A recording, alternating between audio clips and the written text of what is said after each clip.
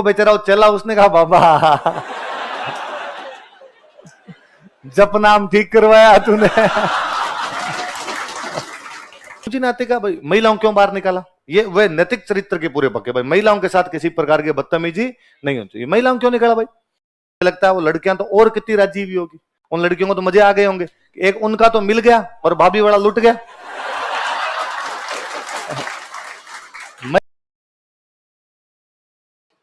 डूंगजी जवार, ये सिक्कर के अंदर गांव पड़ता है बाठोट पाटोदा। कौन सा गांव है? बाठोट पाटो। ये यहां के सामंत थे, अपने टाइम के रॉबिन हुड थे, अमीरों को लूट कर उनका धन गरीबों में बांट।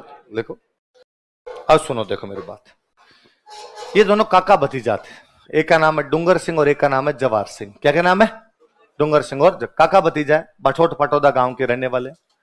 पहले जब राजतंत्रों का दौर था तब राजा की सेना के अंदर सामंत हुआ करते, पर राजा को सेना की आवश्यकता, तो सेना लेके कौन जाएंगे? सामंत। जब अंग्रेज आ गए तो अंग्रेजों ने आगे राजाओं को कहा कि भाई तुम्हें सेना रखने की कोई भी आवश्यकता नहीं, तुम्हारे कोई खतरा होगा तो हमें बता देना, हम तुम्हारी क्या कर देंगे? रक्षा। तो सामंतों की जो सेनाएं थी वो समाप्त कर दी गई, सामंतों की अब सेनाएं किसी भी काम की नहीं, तो सामंत बेरोजगार, उनकी सेनाएं भी क्या हो गई? बेरोजगार। तो इनके पास में जो भी अपनी सेना थी, इन्होंने कहा आप अपने दूसरा ही काम करते हैं, और इन्होंने उस सेना का इस्तेमाल करना शुरू किया और पैसे वाले लोगों को लूट के उनका धन किसमें बांटना शुरू कर दिया? धन का, ये पैसे वाले लोग लोगों से धन लूट लूट के, लोगों का धन चूस चूस के इकट्ठा कर रहे हैं, हम वापस चलाएंगे इस नदी को, ये इधर से ले रहे हैं, हम वापस इनसे छीन के किसमें बांट देंगे? गरीबों। और गरीब लोग सारे इनके फैन थे, तो गरीबों को लगता है ठीक है। और वास्तव में उस टाइप के थोड़े यूं भले आदमी थे कि कभी इन्होंने खुद के ऐसो आराम पर पैसे नहीं लगाए, जितने पैसे लूट के लाए अपने सेना के खर्चे के लिए, घोड़ों के खर्चे के लिए जितने चाहिए उतने रखे, बाकी सारे किसमें बांट दिए? गरीब। गरीबों मतलब जैसे किसी गरीब के कन्या की शादी है तो उसकी बेटी की शादी करवा दी, किसी का घर मान लो तूफान में उड़ गया, बारिश आई, बारिश के अंदर उसका घर टूट गया, झोंपड़े होते पहले टूट जाते, तो बाद में वो घर बनवा दिया। किसी की गाय मर गई, पशु मर गए, तो भाई घर के अंदर तो खाने पीने का वही साधन था, आपके दूध दही उसी से मिलता, उनको गाय ला के दे दी। छोटा मोटा सबका यूं काम करवाते रहते। सुरक्षा की जिम्मेदारी किसकी है देश में? अंग्रेजों की। अंग्रेजों की सुरक्षा की जिम्मेदारी तो अंग्रेज ध्यान रखो, जनता अंग्रेजों के पास जाती कि साहब हम आपको देते हैं टैक्स और आप हमारी रक्षा नहीं कर पाते। ये डूंगजी जवार जी जब जी में आता तब लूटते, और उल्टा वैसे और कि पहले सूचना देते जिसको लूटना होता, इतने तारीख को इतने बजे आएंगे, चुपचाप अपने घर का सामान बाहर रख के तैयार रहना, यदि किसी भी प्रकार की होशियारी करने की कोशिश की गई तो यात्री अपने जोखिम पर यात्रा करें। झुंझुनू में एक जगह पड़ती है रामगढ़, कौन सी जगह? सेठों का रामगढ़ी बोलते हैं, और रामगढ़ के सेठ बहुत फेमस थे। एक दिन उस रामगढ़ के किसी बड़े सेठ को डूंगजी ने मैसेज किया कि इतनी तारीख को इतने बजे मैं आऊंगा, सेठ जितना माल मत्ता है निकाल के बाहर तैयार रखना, यदि अंग्रेजों को सूचना देने की कोशिश की तो मार दूंगा मैं तेरे को। बस सेठ ने अंग्रेजों को सूचना दे दी। डूंगजी वहां पहुंचते अंग्रेज वहां शादी वर्दी में, पुलिस उनकी तैयार खड़ी थी, डूंगजी गिरफ्तार कर लिया और गिरफ्तार करके डूंगजी को भेज दिया आगरा। कहां भेज दिया? आगरा। आगरा जेल के अंदर बंद कर दिया। डूंगजी इनके मुख्य सरदार थे, डूंगजी को गिरफ्तार कर लिया तो इनकी गैंग टूट गई इनकी। ये जवाहर जी, ये जो जीते लॉर्ड जी, करनाल जी, जो लोग हैं, इन्होंने डाके वाके मारने बंद कर दिया, सरदार ही गया अपना। थोड़े दिन बाद है होली का त्योहार। होली के त्योहार पे सारे साथ वाले बैठे बैठे कोई हंसी ठट्ठा कर रहे थे, तो पेक वेक ले रहे थे। डूंगजी की वाइफ को बड़ा गुस्सा आया और डूंगजी की वाइफ को लगा कि देख, मेरा पति तो गिरफ्तार होकर आगरा की जेल में पड़ा हुआ है और उसके साथ वाले यहां पे बैठ के मजे कर रहे हैं सारे के सारे। और उसने आके इनको डायलॉग सुना दिए कि शर्म आनी चाहिए तुम्हें कि तुम्हारा सरदार वहां पर आगरा जेल में पड़ा है और तुम लोग यहां बैठ के शराब पी रहे हो, यहां बैठ के हंसी खुशी मना रहे हो। तुम्हें लगता नहीं कि हमारे सरदार को छुड़ाना चाहिए? और यदि तुमसे नहीं होता तो बोल दो, मैं छुड़वा लाऊंगी मेरे पति को। लुगाई बेइज्जती कर दे, दर उतर जाए।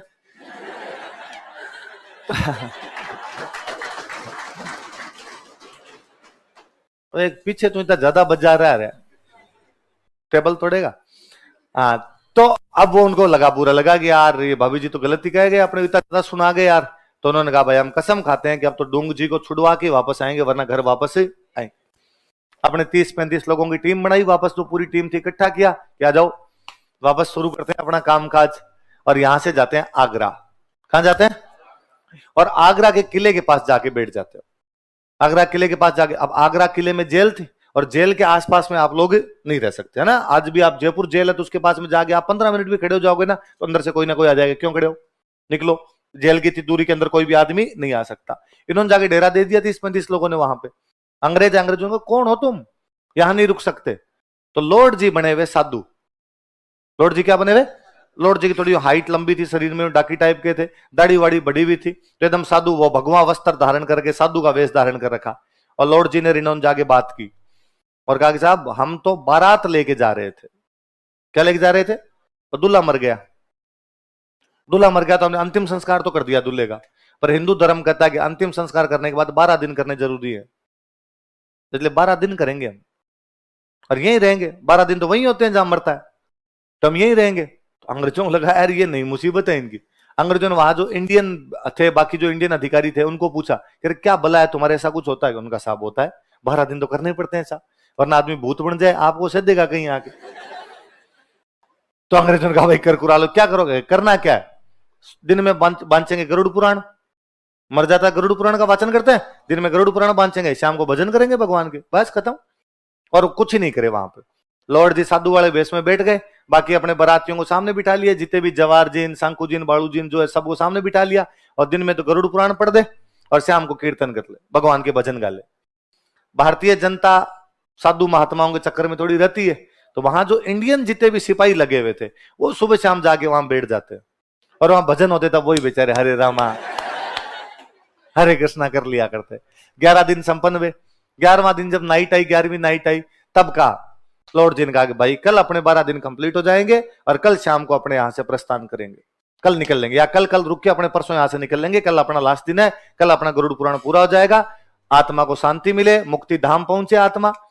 वहां जो इंडियन सिपाही बैठे थे उनमें से एक बेचारा को थानेदार टाइप का आदमी था, वो जाके लॉर्ड जी के पैर पड़ा कि महाराज 12 दिन तक आपने हमें इतनी भली भली बातें बताई, इतनी अच्छी अच्छी बातें बताई, और मेरे पर बहुत अच्छा प्रभाव पड़ा इसका। मैं चाहता हूं सेवा का मौका दो, घर पधारो मेरे, कल जा ही रहे हो तो मेरे घर पे खाना पीना करके जाओ। लॉर्ड जी ने कहा कि ना, मैं साधु आदमी हूं, घर गृहस्थी मोह माया सब त्याग चुका हूं, ऐसे किसी के घर पे जाके खाना खाना मुझे अच्छा नहीं।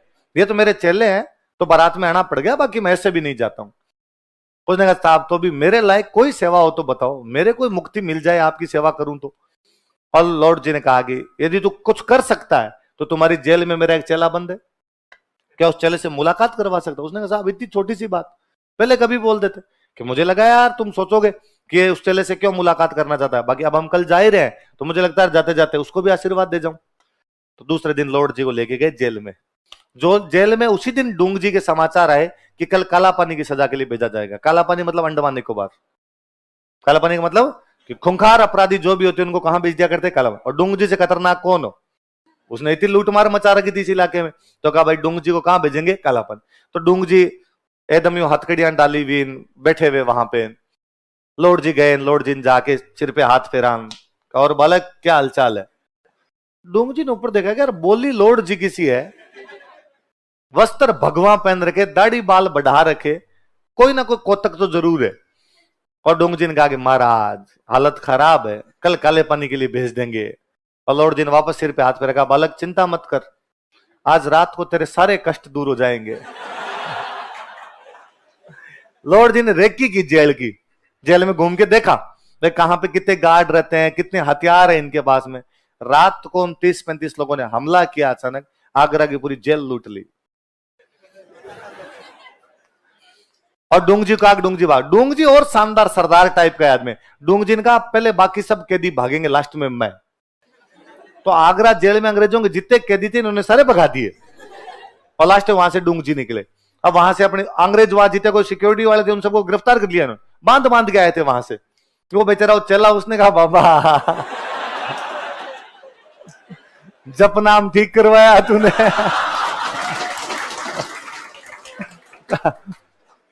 वहां से बाहर आए, बाहर आते डूंग जी ने कहा कि यार मेरे सीने में 2 ज्वालाएं धधक रही है ऐसे। साहब क्या क्या बात हुई? का एक तो अंग्रेज जिन्होंने मुझे गिरफ्तार किया, एक वो रामगढ़ का सेठ जिसने मुझे गिरफ्तार। सरदार यदि चाहता दोनों को लूट लिया जाए, तो आते टाइम नसीराबाद छावनी लूटी। तो मैं भूल गया वो रेजिमेंट जो थी ना अंग्रेजों की, जिस रेजिमेंट को लूट के लाए थे, तो उस रेजिमेंट का झंडा डोंगजी अपने घोड़े की पूंछ के बांध के रखता था बाद में। रेजिमेंट लूटी थी पूरी अंग्रेजों की इन्होंने, और उस रेजिमेंट ने बाद में अपना झंडा काला कर लिया था। जब मुंह काला करके चले गए, डोंगजी ने पूरी रेजिमेंट लूट लाई थी, उनके जितने हथियार थे वो लूट लाए ये लोग वहां से। बाद में उस रामगढ़ वाले सेठ के पास गए, और रामगढ़ वाले सेठ का कि बकरे की मां कब तक खैर मनाएगी, बुला आज बुला, किस किस को बुलाना। सेठ को पहले समाचार किया था कि सेठ इतने बजे इतनी तारीख को आएंगे, सामान तैयार रखना, और इस बार तेरे को जिसको बुलाना हो बुला लेना। सेठ समझ गया कि धमकी बड़ी है, यदि कुछ कोशिश की इनका क्या भरोसा, अब नहीं है कल आके मार जाए। तो सेठ ने बेचारे ने किसी को समाचार ही नहीं किया, उल्टा सेठ ने दिमाग लगाया। और सेठ के पास जितना सोना चांदी, पहले भाई धन का मतलब सोना चांदी हुआ करता, अपना पूरा सोना चांदी छुपा दिया उसने। कैसे क्या छुपाया, इनको कुछ ही नहीं मिला। डोंगजी गए, डोंगजी ने जाके अपने सिपाही सेठ को कहा, सेठ ला के। सेठ ने कहा मैं तो खुद ही कर्जे में हूं और मेरे पास तो कुछ ही नहीं है। कैसे नहीं, हमें पता है तेरे पास सोना चांदी है, देख लो साहब घर पड़ा चेक कर लो। अंदर भेजे भाई इन बाकियों को, डोंगजी बाहर बैठ के बाकियों को बजा जाओ चेक करो। पूरा घर छान मारा, कोई तिजोरी में नहीं, कोई संदूक में नहीं, किसी अलमारी में नहीं, गया कहां सोना। तभी किसी का ध्यान गया कि यार घर में महिलाएं किधर गई, एक भी महिला नहीं है घर के अंदर, तो महिलाएं कहां है तुम्हारे घर की। तो उसने कहा जब इतने पुरुष घर में घुसेंगे तो महिलाएं तो एक कमरे में बैठेगी जाके, महिलाएं पुरुषों के सामने क्या करेगी। उसने कहा नहीं बाहर ला, उन महिलाओं को बाहर लेके आए, महिलाओं को बाहर लाए, तब देखा एक नथ इधर एक नथ इधर, 10-10 पाजेबें पहन रखी है, सोने के कड़े कड़े से भरे हुए हाथ, सब महिलाएं सोने में लथपथ हो रही। उनका उतारो, सारी उतारो, ये कुछ भी नहीं रहते, सब सब ये पीछे पीछे तुम्हारे रख लो, बाकी सारे उतारो यहाँ पे। और पूरा सोना उतरवाया एकदम उनका, और सोना उतरवा के डोंगजी को कहा कि लो डोंगजी आ जाओ भाई चेक कर लो। डोंगजी अंदर आए, डोंगजी ने देखा कि इधर लाइन में 10 एक महिलाएं खड़ी, इधर इनकी कंपनी खड़ी पूरी एकदम, सेठ बीच में खड़ा और बीच में सोना पड़ा। तो डोंगजी ने आते कहा भाई महिलाओं क्यों बाहर निकाला, ये वे नैतिक चरित्र के पूरे पक्के, भाई महिलाओं के साथ किसी प्रकार की बदतमीजी नहीं होनी चाहिए, महिलाओं क्यों निकाला भाई। तो उन्होंने कहा साहब सेठ चालू पड़ा और सेठ ने पूरा सोना इन महिलाओं को पहना दिया, हमें कुछ मिला ही नहीं, तो हमने इन महिलाओं का सोना उतरवाया है। डोंगजी ने कहा अच्छा फिर तो इसकी गलती, फिर तो किया जाना चाहिए ऐसा। डोंगजी ने वापस महिलाओं की तरफ नजर मारी, तो महिलाओं में से 7 महिलाएं तो घूंघट निकाल के खड़ी, 3 बिना घूंघट के खड़ी। तो डोंगजी समझ गए कि इन 3 का पीहर है, 3 का यहां पे क्या है, 7 तो बिननी है, 7 तो सेठ के बेटों की या उनके पोतों की, किसी की इनके परिवार की पुत्र वधुएं रही होगी, और जो 3 है ये इस घर की बेटियां हैं जो अपने कहा योगी पीहर।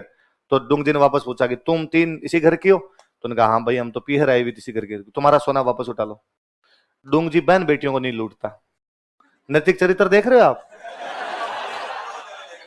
मॉरल कैरेक्टर है बंदे का कि नहीं, ये सेठ का जो सोना है, जिसकी बिननियों का जो सोना है वो लेंगे, बहन बेटियों का सोना नहीं लिया जाएगा। भाई कल को तुम जाओगे, तुम्हारे ससुराल वाले पूरी जिंदगी ताने मारेंगे कि पीहर गई थी वहां पे अपना पूरा धन लुटवा के आ गई, सोना लुटवा के गई, तुम ले लो। तो मुझे लगता है वो लड़कियां तो और कितनी राजी हुई होगी, उन लड़कियों को तो मजे आ गए होंगे, एक उनका तो मिल गया और भाभी वाला लुट गया। महिलाओं के राजी होने के कई कारण है भाई। हाँ इतने दिन भाभियां दिखाती होगी मेरे पास फलाना हार है, उसने कहा अब देख भाई आया था हमारा,